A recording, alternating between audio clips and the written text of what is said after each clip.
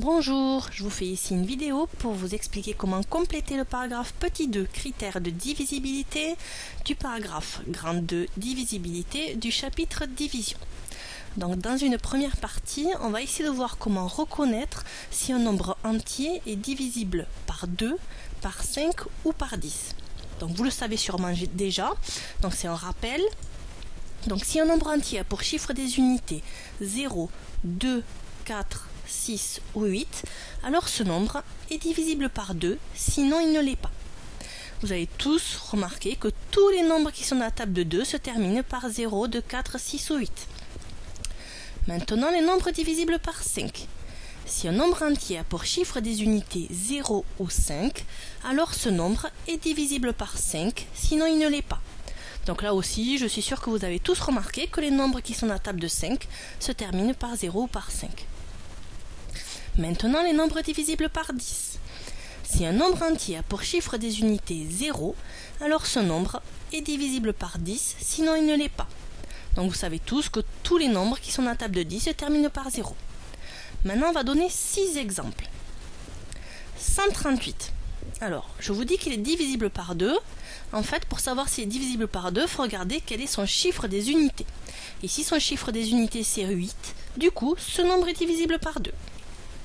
171, par contre, il n'est pas divisible par 2 parce qu'il se termine par un 1. Et on sait que si ce n'est pas un 0, 2, 4, 6 ou 8, eh bien ce nombre n'est pas divisible par 2. 325. Donc il est divisible par 5 parce qu'il se termine par un 5. Son chiffre des unités c'est 5. Par contre, 554, lui, se termine par un 4. Son chiffre des unités c'est 4. Et du coup, il n'est pas divisible par 5. 220 se termine par un 0. Donc son chiffre des unités c'est 0. Et du coup, il est divisible par 10. Par contre, 2031 a pour chiffre des unités 1. Du coup, il n'est pas divisible par 10. Vous savez aussi que tous les nombres entiers qui sont divisibles par 2, autrement dit ceux qui sont dans la table de 2, s'appellent les nombres pairs. Et tous les nombres entiers qui ne sont pas dans la table de 2, autrement dit qui ne sont pas divisibles par 2, ça s'appelle les nombres impairs. Alors maintenant on va voir deux nouvelles propriétés, donc celles-là vous les connaissez peut-être pas, donc on va les découvrir ensemble.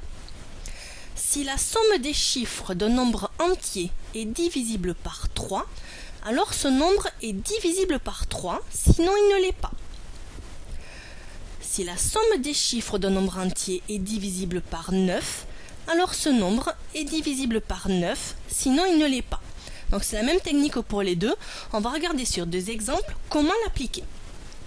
Donc je vous propose comme premier nombre 4317. Et je vous dis, il est divisible par 3.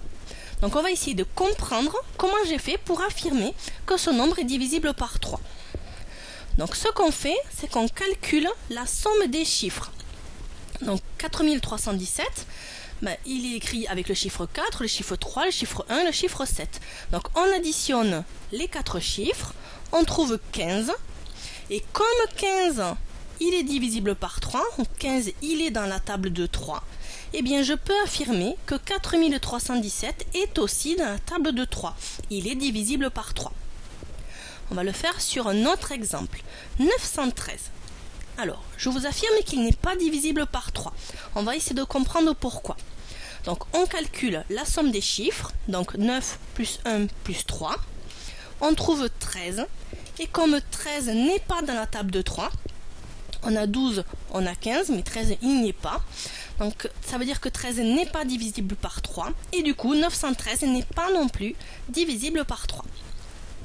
On passe maintenant à 675 et je vous affirme qu'il est divisible par 9. On va expliquer. On calcule la somme des chiffres. Donc, 6 plus 7 plus 5, puisque ce sont les 3 chiffres de ce nombre. On trouve 18. 18, il est divisible par 9. 18, il est dans la table de 9. Du coup, on en déduit que 675 est divisible par 9. Un dernier exemple, 179. Donc, je vous affirme qu'il n'est pas divisible par 9. On va expliquer. Donc, on calcule ici la somme des chiffres. On trouve 17. Et comme 17 n'est pas dans la table de 9, 17 n'est pas divisible par 9, on en déduit que 179 n'est pas divisible par 9.